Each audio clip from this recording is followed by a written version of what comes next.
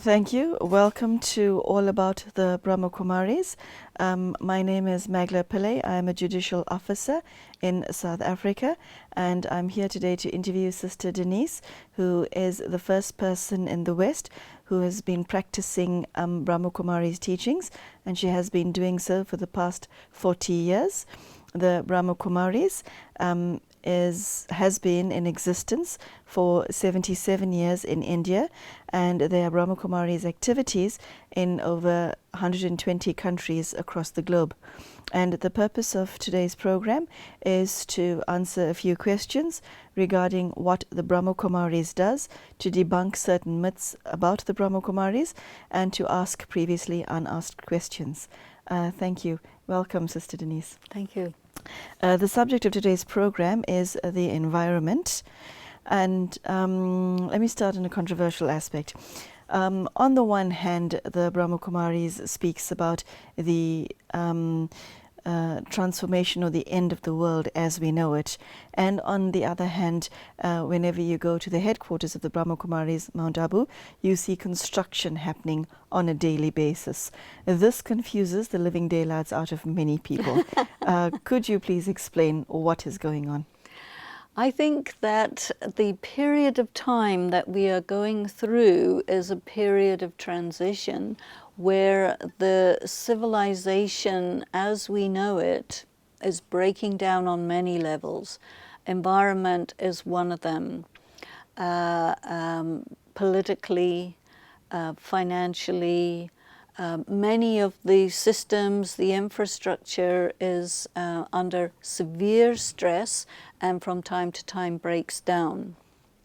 Now, all of this construction that's going on in different places is to receive people who want to experience some relief from all of this, and potentially, if we find ourselves, in a disaster situation, then we have the arrangements to manage and to relieve the distress of pretty large numbers of people. I think that Brahma Kumaris is fundamentally philanthropic and wishes to empower people and also to make people aware that we are in very delicate conditions. And so for that, we need to be personally very strong. So there are more and more people who are coming, especially to the headquarters. Sometimes we get up to 30,000 people at a time coming for the experiences, the trainings, the classes, the courses, the meetings that are designed to empower the people who come so that then they take that back with them and they can apply that, what they have learned here in their place. You know that we have hospital, medical facilities, car accidents. In India we have now, and just near here, big highways. But what the highways have done is they've allowed the traffic to travel much higher speeds, but the corresponding improvement in people's driving ability has not kept up with it, and so you get very big accidents. And so we provide in our trauma center the necessary medical care for car accidents which happen quite dramatically as a result of the increased speeds on the highways. Of course, I would like to see, and we do have a road safety campaign also going on, so that people are learning that yes, you must wear your seat belts, and yes, you must keep in your lane, and yes, you must do all of these things, because people's driving skills really need to be brought up.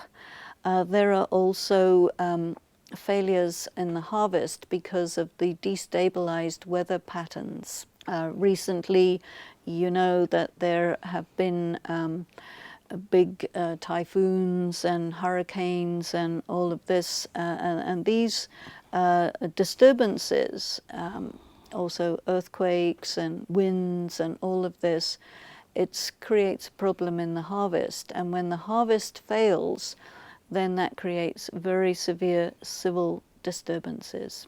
And so we need to empower people to be able to get through when these difficulties happen. One of the things that happens also a great deal is power cuts, because the population keeps growing, but the infrastructure is under such a severe strain that it falls apart very often. So, for example, we have the solar power station, which is under construction now, which is going to be able to use the sun, which shines very powerfully here in Rajasthan, to collect that energy and transform it into electricity, because for people to get through these difficult conditions, whatever we can do to ease the difficulty, I think is a good thing. So that is really what's going on there. What is the Brahma Kumari perspective on Earth itself and the future of the Earth? The Earth, in terms of its geography, we see the oceans are polluted, depleted, damaged. They're getting poisoned. The water table is getting lower and lower. There's contamination everywhere. The Earth is under very severe strain. We think about the 5 elements: air, earth, fire, water, and ether. And you know, when you meditate, that is, the soul is connecting with the Supreme Being, and it spreads an atmosphere. Now, whatever is going on in the human mind, it's affecting the elements of matter. And there's a Japanese person by the name of Emoto who had done some quite well-known experiments on water, showing how the molecules of water, the crystals of water, are affected by thought, are affected by words, are affected by attitude, you see. And so this was able to be shown for water, but you can understand that it's going to apply to the other elements as well. So when the human beings, who are after all the stewards of the earth, when the human beings misuse the earth, damage the earth, you know, is very often spoken of as the mother. The mother who provides everything, you know. We believe that there was a time when the earth was so fruitful that nobody needed to work, nobody needed to grow and cultivate things. There were fruit trees, there was cereals, everything was just there, you know, and whatever you would want to plant would just grow very easily. But now there's desertification, there's aridity, there is salinization happening to otherwise arable land, and it's getting very, very difficult. So the earth and the people are, instead of being in harmony with each other, they're in antagonistic relationship because of the way people treat the earth. In Brahma Kumaris, the idea is that the soul is eternal, the earth is also eternal, and that every so often it renews itself. So we believe that we are now at a point where the earth is so depleted, as are the souls, and both the souls and the earth need to go through a process of purification and renovation. And so also we think that this practice that we're doing only occurs at this time. We speak about the confluence age. The confluence age is a period of time where the earth is really shifting from a state of complete depletion, shifting into a new springtime. And so we feel that everything that we do in terms of spiritual practice, generating pure atmosphere, vibration, all of this is like a kind of nourishment, not only for people but also for the earth itself, so that that will contribute to the process of the earth getting completely renewed. So this is something that we do as part of our meditation. All that you said sounds plausible to somebody who is interested in spirituality. There may be a scientist who just listened to your answer and would think, what absolute rubbish. What would you have to say to such a person? Well, you know, I don't really need to justify myself, you see. I think that everybody has their own perspective, and if I say, yeah, you know, to me this makes sense, and so I will act on my understanding, and it will be seen sooner or later. If there's a good effect, then great, you know. If not, then you haven't lost anything, you know. Okay. Because we're not really about proving who's right and who's wrong, but it's more like love, you know, you just love. Somebody may or may not want to receive your love, but you love not because they have to receive it and return it and so on. That is not our reason. You see the right thing to do, you do it and let it go. If somebody is leading a spiritual life, is there a certain manner that they should conduct themselves in respect of the earth? What is a respectful way to treat the environment? Well, Should such a person be green, totally green? What's commonly now known as, should you separate your garbage into you know, recyclable or not? Is that what's required? Well, every little thing helps, right? You have to see for yourself, you know, different people are motivated in different things. Some people really like to do it in very tangible, hands-on ways. Some people like to do it in a more larger framework. I think it comes down to, I think I would really like to go away from this word should, and you look at yourself and you say, okay, what will you do? What do you want to do? Do you love, you see? I think that when people see food being wasted or any kind of waste, there's a feeling, you know. Or if you see, you know, large areas where it's polluted because industry just doesn't take care of things, you feel something. So there's a relationship of the heart between yourself and the earth. And that relationship is very individual. It depends who. But, you know, I mean, I'm a person who is very attracted to and loves nature. And so I naturally will, when there are things that come in front of me, I will naturally do my bit to see that my contribution to the earth is positive, is beneficial.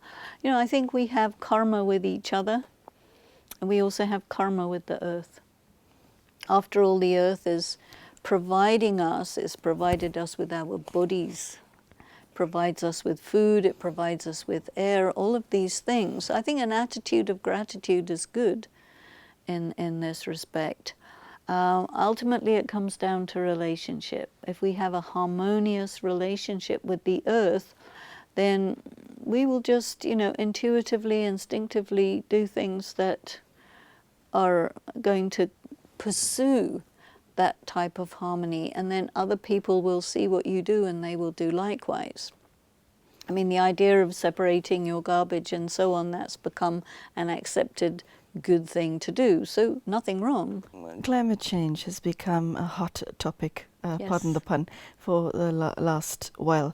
But I once came across a study where it was said that most people refuse to buy into the understanding of climate change. yet on the one hand, preparations are being made for carbon emissions to be reduced, so that we will have an Earth to live on for the next 2,000 years. And on the other hand, there are people who don't believe it. Should we bother trying to save the Earth?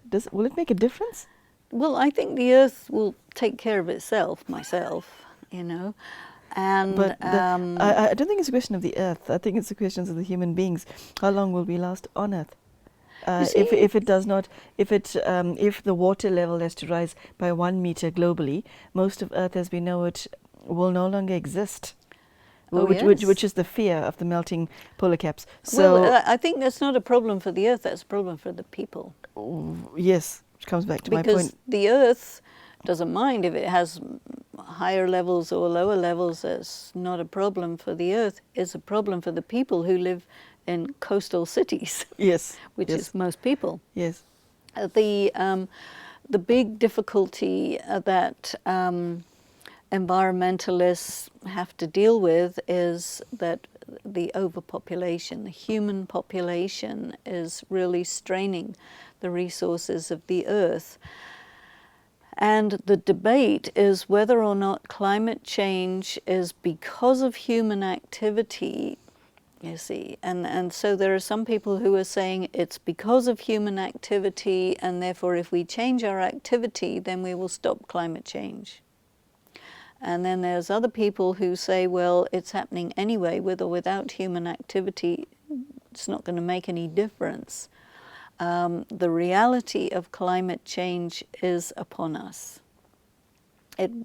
People first were alerted to it in 1960, when possibly our change of activity could have made a difference. But at the moment, doesn't matter what we do, the process of climate change is so advanced and it's increasing, accelerating, that I don't think that that you can reverse it. But what I do think you have to do is really think about your personal relationship with the Earth, you see, because that's a karmic account. And I think that karmic account means if you do damage, damage will happen to you. What is your definition of damage? Well, we talked earlier about do no harm, do no injury.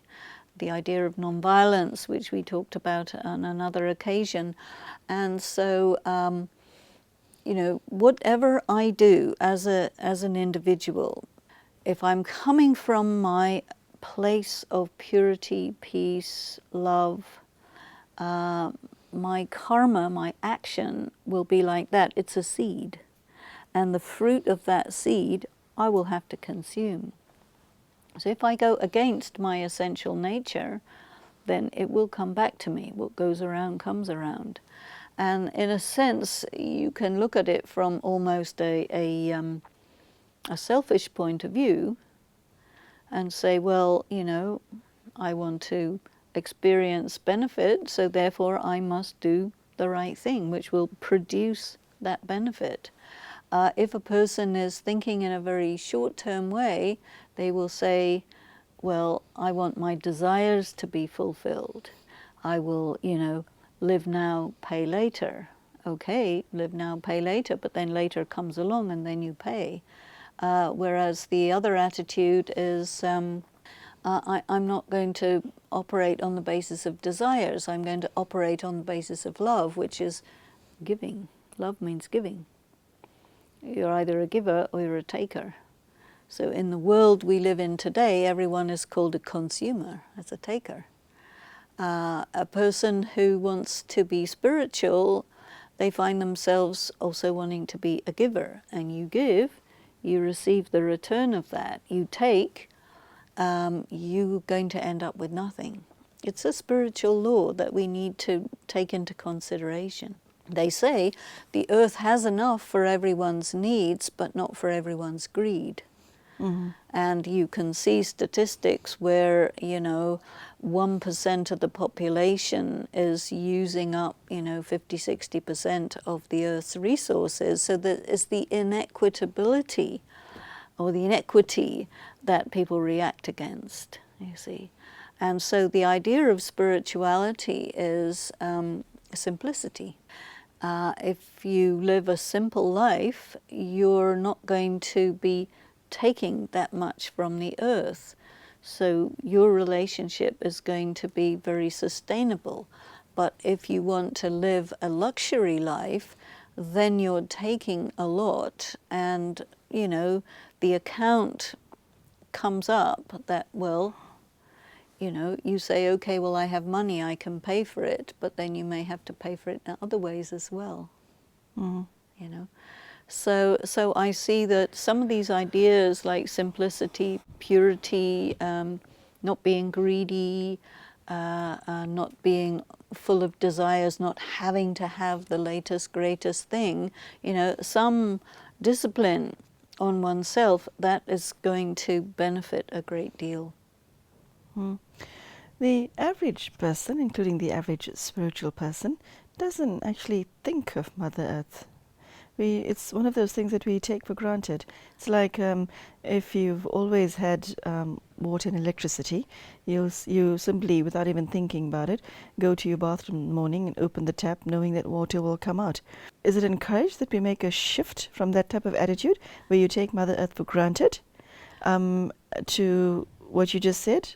Or you see, what happens? we live in a world, which I again mentioned, since about the Second World War, where there's this idea that everybody should be able to have an abundance of everything. And there was this belief that, well, there's plenty of water, there's plenty of oil, there's plenty of everything, we should enjoy it. So this then became the idea, the attitude, the culture. So consumer culture, the materialist culture. And what spirituality is saying, that materialism and spirituality, they are opposite of each other. And spirituality is going to enable a much more sustainable relationship with resources. And materialism is just depleting everything at an exponential rate, and all of a sudden, boom, there'll be nothing. So a materialist will say, well, you only live once, so we'll just enjoy it. A spiritual person will say, well, your soul is eternal, your soul is immortal, so you will be around. Now think of the next generation. You have a responsibility. So I think a lot of it has to do with the propaganda. We have been fed the propaganda of materialism, and we have consumed that propaganda and internalized it and accepted it. And spirituality, I think, is giving a different propaganda, saying, wait a minute, think about what belief system you have taken on board, and really check it against your conscience, and check it against the reality that you see in front of you, and maybe you need to think again about your dedication to a materialistic life. What does the Roma Kumaris feel about the future of the Earth? Will it be the same in 100 years, 2,000 years, or what will happen? Well, we, in the Brahma Kumaris, as I mentioned earlier, we have this idea of the confluence age. And we call it Purushottam Sangam Yuga in the Hindi language. That is the confluence of two ages, eons. And that is a period of enormous change. Change within humanity, change within the environment, change of ideas, a change of everything, big change, really an age of transformation. And it's an age of a lot of disturbance. We feel that there are very negative forces at a very extreme point, and there are very positive forces, and these forces are clashing with each other, and humanity is kind of caught in the middle of that clash. And so one of the things we say is, in such a situation, make yourself strong. Make yourself filled with spiritual power so that you can cross this period of upheaval. And then we feel that it will settle down, and it will have almost like a reset, a restart. So we call that the idea of a renovation, a renewal of the world, that the world, we call it as like it's old. The current civilization, we would say, is on the way out. It's destroying itself. And the seeds of something new are constantly being planted. Anytime anyone does an act of spiritual benefit, they're planting a good seed. You know, so the old is going, the new is coming, and we're crossing that. Was Shakespeare right when he said this is the winter of our discontent? I think so. Okay. And that was 500 years ago. Yes, it was before. And I think we're a lot more discontented. Yes. I think we're a lot more discontented now. And that's a symptom of spiritual depletion, you know. So as you start to fill yourself with wisdom and with the qualities of the soul, then you are much less susceptible to being put out of order, and you can maintain that contentment of your spirit. There you go, listeners. Brahma Kumaris believe that spirituality does have a positive effect on the environment. We thank Sister Denise for her time, and we will say goodbye to everyone right now. Until next time. Thank you.